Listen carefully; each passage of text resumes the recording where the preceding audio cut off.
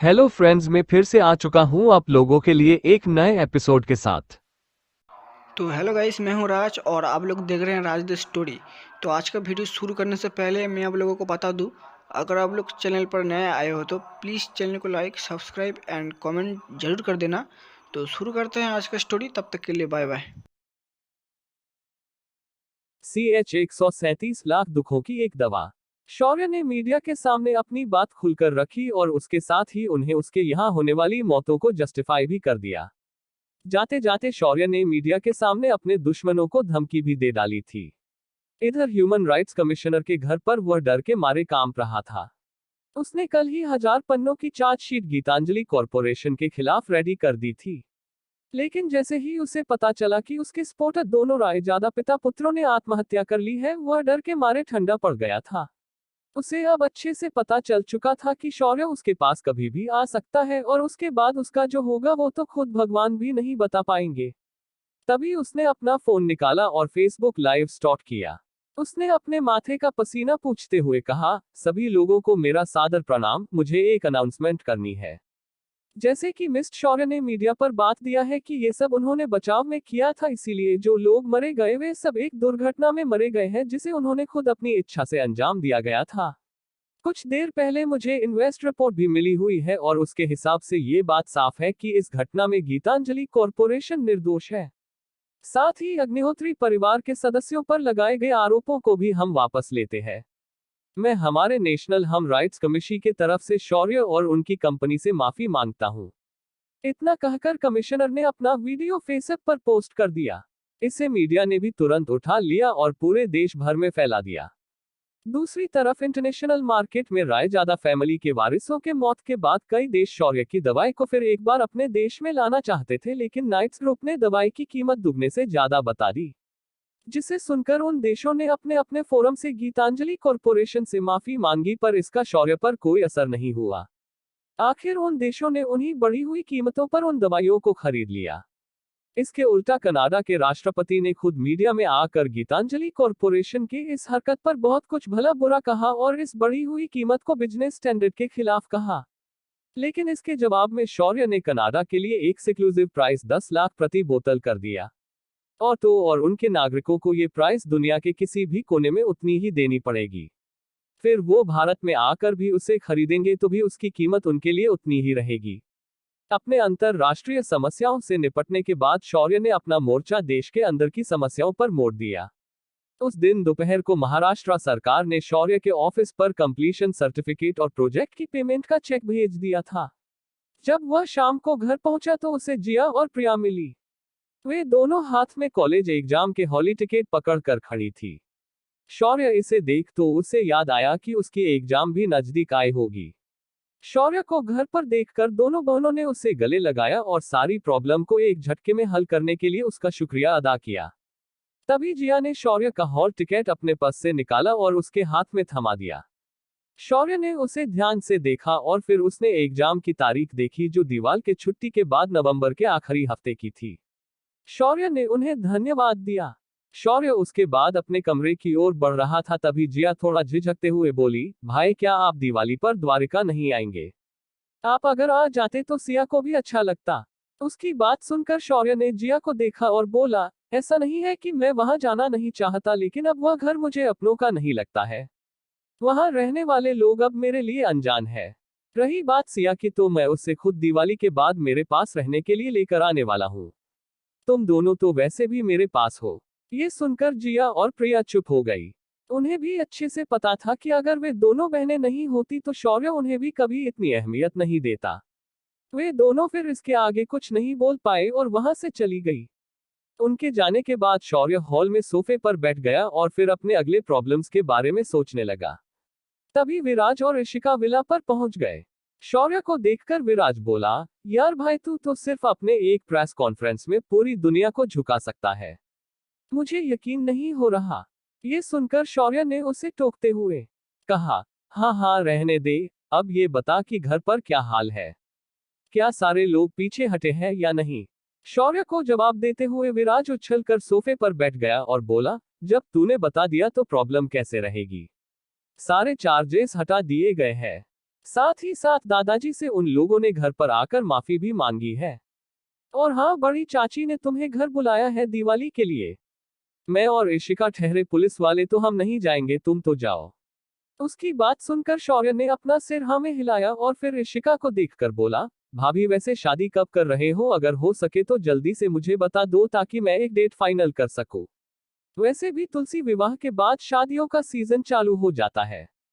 शौर्य की बात सुनकर इशिका शर्मा गई तो विराज बोला, अरे भाई तारीख का क्या, तुम बोलो वह तारीख होगी आखिर हमारे शादी में। मैं तो चाहता हूँ कि तुम मंगलाष्टक बोलो और हमारी शादी अपने हाथों से संपन्न करो।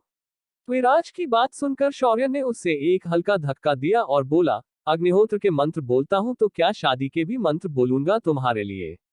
मैं कोई भज्जी नहीं हूँ। विराज ने ये सुना तो बोला, मेरे और इशिका के लिए तू ही भज्जी है। तू कुछ भी कर, शादी तो तू ही रचाएगा हमारी।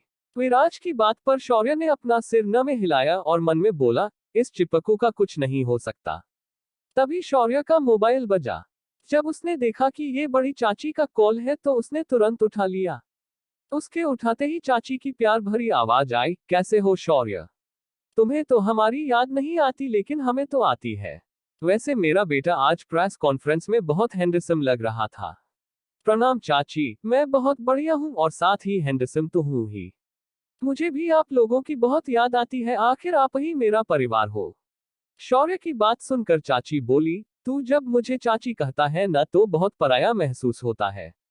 एक काम कर, तू हमें माँ कहा कर। उनकी बात सुनकर शौर्य थोड़ी देर के लिए एकदम से शांत हो गया। उसकी आवाज रूंध गई और एकदम धीरे से बोला, माँ। उसकी आवाज सुनकर चाची के आंखों से आंसू छलक गए। वह भी भरी आवाज में बोली, मेरा बेटा है तू, आज से मैं तुम्हें असली माँ का प्यार दूंगी जो तुम्हें तुम्हारी माँ ने नहीं दिया। उनकी बातें सुनकर शौर्य के आंखों से आंसू तेजी से बहने लगे। उसके दिल में एक मीठा सा दर्द उभर आया। ये दर्द उसे बचपन में अपनी माँ को देखने से महसूस होता था। आज उसे ये दर्द फिर महसूस हुआ, लेकिन इस बार एक अंतर था। इस बार वह जिसे माँ कह रहा था वह भी उसे उसका बेटा कह रही थी। शौर्य ने उसके बाद कुछ देर तक इधर उधर की बातें की और फिर फोन रख दिया। दूसरी ओर अग्निहोत्री मैंशन में सब लोग आज फिर मेन हॉल में एकत्रित हो गए थे। आज के मीटिंग का विषय था आज की शौर्य की प्रेस मीटिंग। शौर्य ने सिर्फ एक ही बार में सभी प्रॉब्लम्स को दूर उड़ा दिया था, लेकिन आज दुष्यंत खास खुश नहीं था। हर बार शौर्य के कारण उसे और रागिनी को टारगेट किया जाता है, इस वजह से वह बहुत परेशान हो चुका था। वहीं रागिनी अब शौर्य को दोष देने के हालत में नहीं थी। वह पूरी कोशिश कर रही थी कि वह शौर्य को भूल जाए, पर शौर्य किसी न किसी तरह से उसके सामने आ ही जाता है। उसे फिर एक बार उसके हाथ के नीचे काम करने वाले उस क्लर्क की बात याद आने लगी। उस क्लर्क ने उस दिन उसके केबिन में आकर उसे मिठाई दी और उसे बोला, मैडम आज मेरा बच्चा 10वीं के बोर्ड एग्जाम में पास हुआ है। उसने इसे तीसरे अटेम्प्ट में क्लियर किया है। ये सुनकर रागिनी ने न रहकर उससे पूछा, क्या आप सच में इस बात पर इतने खुश हैं? क्या आपको बुरा नहीं लगा कि वह पहले 2 प्रयासों में फेल हो गया? ये सुनकर वह क्लर्क बोला, मैडम जी वो क्या है ना कि वह मेरा बेटा है, फिर वह पढ़े में कितना भी कमजोर हो लेकिन वह पूरी मेहनत करता है और इस बार उसने आखिर कामयाब हासिल कर ली है। मुझे तो उस पर गर्व है कि उसने कभी हार नहीं मानी। मेरा बड़ा बेटा बोर्ड का टॉपर है और उस वक्त भी मैं इतना खुश नहीं था क्योंकि मुझे मालूम था कि मेरा बेटा बहुत टैलेंटेड है। लेकिन मैंने कभी अपने दोनों बेटों के बीच कभी तल्लीनता के आधार पर फर्क नहीं किया। मेरे लिए मेरे दोनों बच्चे एक जैसे हैं। उसकी की बात रागिनी को किसी खंजर की तरह लगी थी, क्योंकि उसकी इसी हरकत से आज वह अपना बेटा गवा बैठी थी। आज उसका बेटा उसे मुड़कर भी नहीं देखता। तभी वह अचानक दुष्यंत की आवाज से होश में आई। बाबूजी आपको अब उस लड़के का नाम इस घर में लेने की जरूरत नहीं है। ये सारी प्रॉब्लम भी तो उसके वजह से ही यहाँ हुई है। उसके दुश्मन आज भी हमें उसका परिवार मानते हैं और छोटी छोटी बातों पर हमें सीधा टारगेट करने पहुंच जाते हैं। अब मैं तंग आ चुका हूं उस लड़के से। दुष्यंत की बात सुनकर राकेश और दीनानाथ उसे घूर कर देखने लगे। तभी बड़े चाचा बोले, भले ये मुसीबतें उसकी वजह से हम पर आती है मगर उसके वजह से हम लोग सुरक्षित रहते हैं ना। तो बेवजह उसे जिम्मेदार ठहराना बंद कर दो और खुद को भी उसके लायक बनाओ कि तुम पर बार बार कोई कार्यवाही होने की जरूरत ही ना पड़े। अपने बड़े भाई की बात सुनकर दुष्यंत चुप हो गया। तभी दीनानाथ बोले, कुछ ही दिनों में दिवाली आने वाली है। मुझे लगता है कि शौर्य भी यहाँ जरूर आएगा। भले वह अब हमें अपना नहीं मानता, लेकिन तुम लोग फिर भी एक बार कोशिश जरूर करना उसे अपना बनाने की। दीनानाथ की बात सुनकर सभी ने अपना सिर हाँ में हिलाया। तभी दीनानाथ को उसके मोबाइल पर फोन आया। जब उसने स्क्रीन पर फ्लैश होने वाला नाम देखा तो वो तुरंत चौंक गया। ये फोन बड़े दादाजी का था।